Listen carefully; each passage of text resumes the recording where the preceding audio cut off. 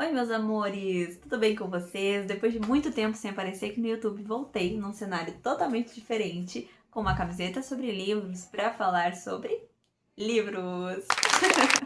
Uma das minhas maiores paixões desde pequena é ler.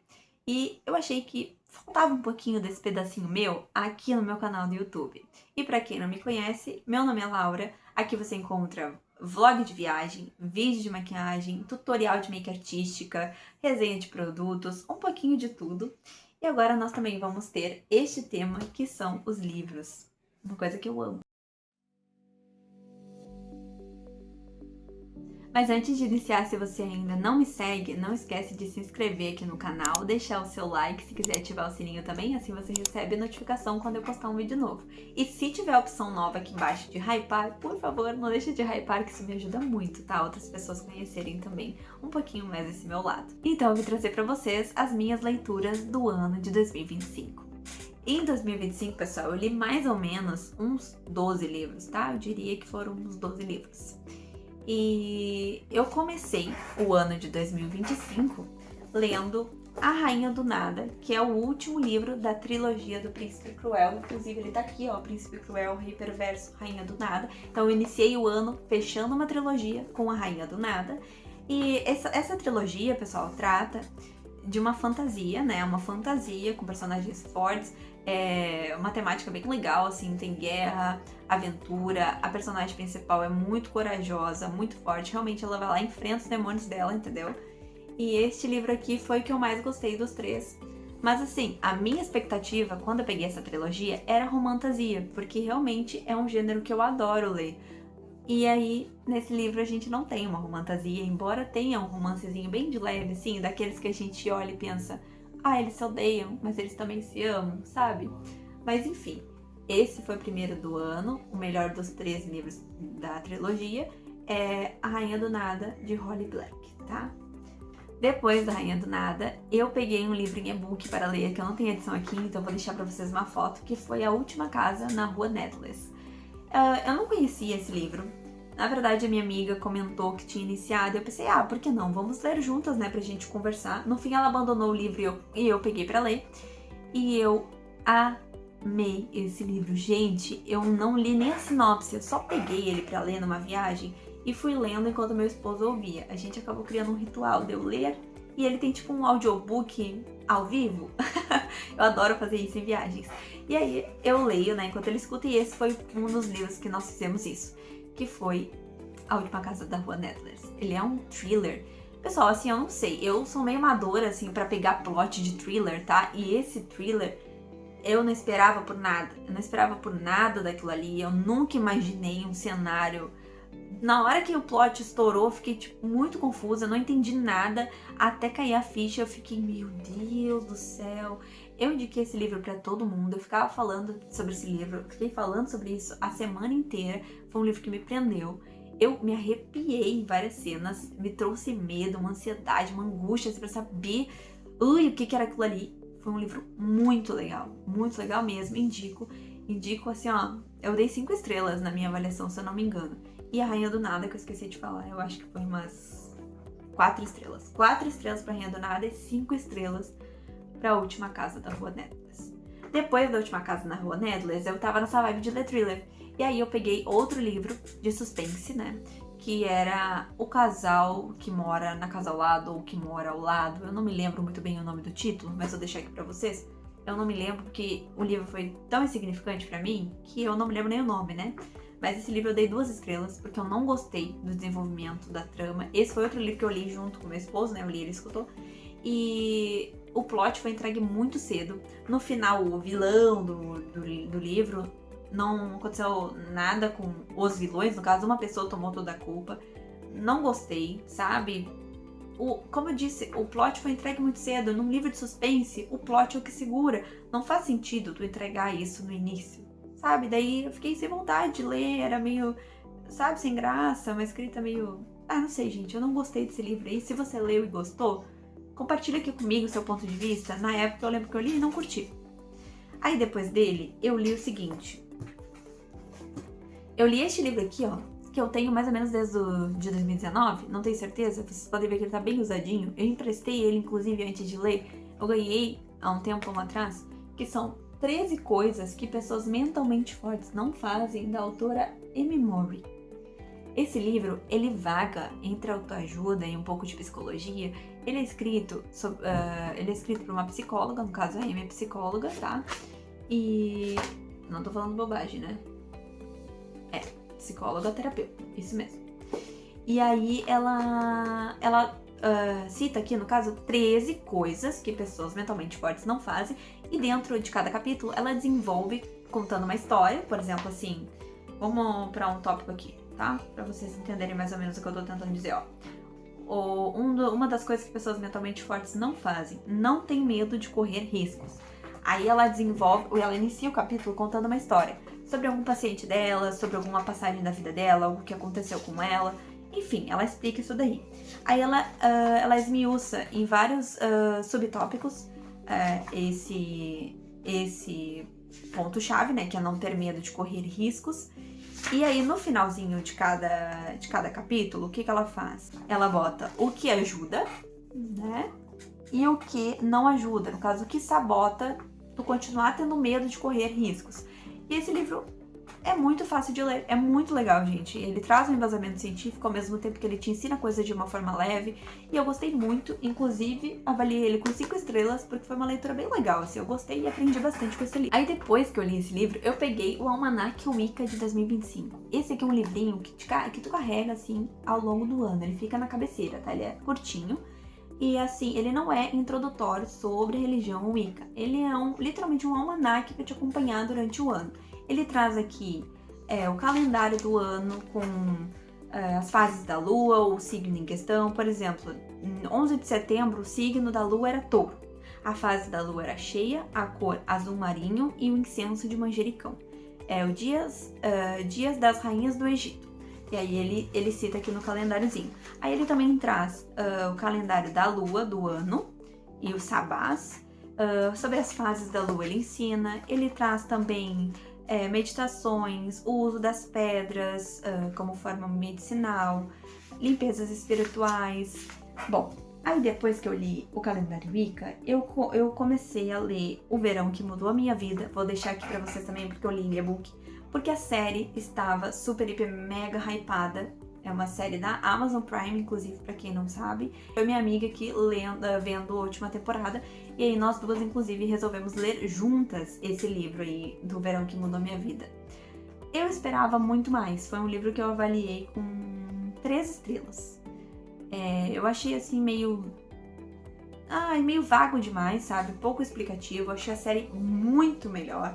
Muito bem desenvolvido em comparação com o livro. Eu esperava mais, mas mesmo assim foi uma leitura que eu e minha amiga curtimos. A gente leu junto, assim, em conjunto, conversamos e debatemos sobre. E na época foi legal por causa da hype da série. E acabei que ainda separei os outros 2 da trilogia pra dar seguimento na leitura e lê-los também. Aí depois que eu li O Verão que Mudou Minha Vida, eu peguei este livro pra ler aqui, e ele foi um dos livros que eu li junto com meu esposo e um dos meus favoritos do ano, que foi A Biblioteca da Meia-Noite, de Matt Haig. Ó, que linda essa capa, gente. É um livro tão lindo, galera. Sério, ele teve uma hype tão forte, acho que ele ainda é hypado até hoje, e ele entrega, sabe? É um livro que entrega, ele é emocionante, é uma história assim, ó, um pouco mais densa, realmente ela é um pouco mais demorada pra te concluir, mas porque é um daqueles livros que tu tem que ler com calma, sabe? Tu tem que apreciar a trajetória dessa personagem. E pra vocês terem uma ideia, assim, mais ou menos contextualizando, a personagem principal, ela é uma pessoa que coleciona tristezas, entendeu? Ela é uma pessoa que vive uma vida triste e ela recebe uma oportunidade de visitar, através da Biblioteca da Meia-Noite, muitas possibilidades de vida que ela poderia ter tido. Esse livro é lindo, gente. Lindo, sério. Eu indico muito ele. E eu dei 5 estrelas quando eu li. 5 estrelas. Eu gostei muito desse livro. E, pra mim, ele é um livro de autoajuda disfarçado de história. Ele ensina muito. Muitas reflexões boas desse livro. Eu gostei. Depois dele, eu li, também junto com meu esposo, numa viagem, Uma Mulher na Escuridão. Esse livro aqui. do Charlie Donlea, um suspense também. Tô vendo que os suspenses meio que dominaram o ano, né? Porque eu não li muitos e acabei lendo muitos suspenses. E eu já tinha lido outros livros dele. Ele é o autor da Garota do Lago, que tomou um hate grande, né? Não sei porque as pessoas não gostaram da Garota do Lago, mas eu gostei bastante quando eu li. Inclusive foi o meu primeiro thriller. Ele me trouxe, assim, uma vontade de ler outros thrillers, eu adorei. E esse livro aqui é um suspense bem legal e naquele formato do Charlie Donlea, que é... ora é uma parte do vilão, por exemplo, e ora é a parte do investigador ou da vítima e do investigador até chegar no plot da história. E foi um livro que eu gostei muito, ele realmente prende, a leitura prende, sabe? Não foi uma coisa arrastada. É um livro bem grossinho, ó, pra vocês terem uma noção. E mesmo assim, eu li super rápido e senti vontade, assim, de voltar pra saber o que ia acontecer. E mesmo depois de saber o que era, né, o plot ali, o fechamento da história, mesmo assim eu continuei querendo saber mais sobre a história, assim, mais. E adorei quando eu li e eu dei pra ele 4 estrelas. Depois que eu li ele, eu li 2 contos mais curtinhos de 2 amigas minhas. O primeiro foi A Menina, vou deixar pra vocês aqui também. Esse conto você encontra na Amazon. Você pode ler pelo Kindle, tanto o leitor de e-book quanto pelo celular, é só baixar o aplicativo. E você compra o e-book e já vai ter aqui na palma de sua mão. E esse conto foi escrito pela Giovanna Santos, minha amiga do coração. E é um conto bem curtinho, tá? Bem reflexível. É uma história sobre uma menina, né, fantasiosa ali, que ela está vivendo uma jornada. E ele vai te ensinando, sabe, sobre apreciar a jornada da nossa vida. Tem algumas reflexões muito legais. E é um conto curtinho, como eu disse pra vocês, né? 50 páginas. Um conto bem curtinho que vale a pena ser lido pra você ter, assim, uns insights bem legais, tá? Indico pra vocês. Aí depois que eu li A Menina, eu peguei o livro da Maikele, No Tempo Certo, uma amiga minha também. Ele é um pouquinho mais comprido que A Menina, tem umas 70 páginas. E eu li super rápido, peguei numa manhã, assim, devorei a história. E é uma escrita muito fluida, então a gente lê muito rápido. É sobre a trajetória de uma moça que vive um relacionamento tóxico até ela sair daquilo ali, a coragem de enfrentar, né, aquilo ali que não faz bem pra ela e encontrar de fato um amor verdadeiro, né, que valorize ela. É muito legal, assim, uma história bem bacana, um livro bem sensível que toca num ponto bem importante de uma forma leve. Então, indico para vocês também conhecerem o trabalho dela. Inclusive, a Maikele tem outros livros e histórias publicadas na Amazon. Se você quiser conhecer, vou deixar o perfil das duas aqui, tá? Tanto da Giovanna quanto da Maikele. Aí, depois que eu li No Tempo Certo, eu peguei um livro para fazer o fechamento do ano. E foi, assim, um livro que eu recebi uma indicação e resolvi pesquisar sobre. E aí, pesquisei sobre, tá indo uma resenha. Comecei a ler aquela resenha e pensei, meu Deus do céu. Eu preciso urgentemente ler esse livro neste momento. O nome do livro é A Ridícula Ideia de Nunca Mais Te Ver, de Rosa Monteiro. Eu tive uma perda muito significativa no ano de 2025 e a passagem que a pessoa citou naquela resenha me tocou tanto que eu pensei, se me curar um pouquinho já é o suficiente, sabe? Eu preciso desse livro. E assim, gente, foi um livro que eu li muito rápido, eu li em menos de uma semana. E eu esperava uma coisa e ele me entregou outra. Mas não significa que foi um livro ruim. Foi um livro excelente. Inclusive eu dei 4 estrelas. Quando eu li ele, eu dei 4 estrelas. E basicamente ele é uma biografia. A Rosa Monteiro fez esse paralelo entre a Mary Curie. Muitos de vocês devem conhecer, é uma cientista hiper famosa que descobriu o rádio polônio. Nós vivemos até hoje, né, usando essa descoberta que ela fez. Então, ela é uma mulher que marcou a história, literalmente marcou a humanidade e deixou muitos feitos, né, ganhou o Nobel e uma mulher, assim, muito à frente do tempo dela. E aqui nesse livro, a Rosa Monteiro faz esse paralelo entre a vida das duas, porque a Madame Curie escreveu um diário logo após a perda do marido dela, perda precoce do esposo. E a Rosa Monteiro também. Então a Rosa Monteiro leu o diário e resolveu fazer esse livro aqui, contando sobre a vida da Mary Curie, fazendo um paralelo com a vida dela. É um livro muito lindo, então indico pra vocês esse livro. Foi uma leitura muito boa, muito fluida e acabou me despertando uma curiosidade grande para ler outras obras sobre o morrer e o luto, né, gente? Algo que todos nós um dia vamos vivenciar. infelizmente. E o livro 12, que é o último livro, ele é um livro que eu li um pouco lá, um pouco aqui, porque eu finalizei ele em 2026, mas eu li muito dele em 2025.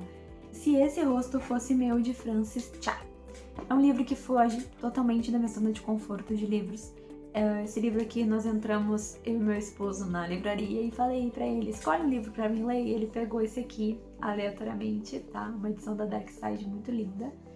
E é um livro que fala sobre padrões de beleza na Coreia do Sul.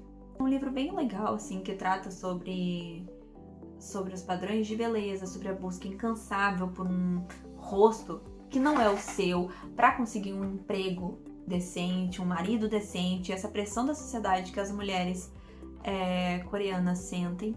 Não só as mulheres coreanas como nós também, mas esse livro especificamente é sobre elas, né? E aqui são 5 amigas que vivem juntas, assim, perto uma da outra. E todas elas têm, assim, uma vida, uma infância de traumas, né? E trazem isso até a vida adulta. E todas elas vivem em busca incansável por essa perfeição que não existe, né? E aqui a autora traz essa história de forma bem fluida. Eu li em 3 dias, nem isso, li muito rápido. Mas realmente senti falta de um final, sabe? De um final de fato, né? É uma história que poderia ter sido bem mais explorada. Mas aqui está. Então, esses foram os livros aqui, os físicos, né, que eu li no ano de 2025 e os e-books também. Se vocês gostaram de algum livro e gostariam de saber mais sobre ele, comenta aqui que eu faço uma resenha mais aprofundada sobre. Se você ainda não é inscrito no canal, não esquece de deixar sua inscrição aqui e dar um like. Se você já é inscrito, espero que você tenha gostado de conhecer um pouquinho mais sobre esse meu lado. Vou tentar trazer mais vídeos sobre leituras do mês, leituras do ano, enfim, né? Sem pressão, gente. E é isso, tá? Um grande beijo pra vocês. E se vocês forem ler algum desses aqui que eu indiquei, deixem aqui pra mim também. Um beijo!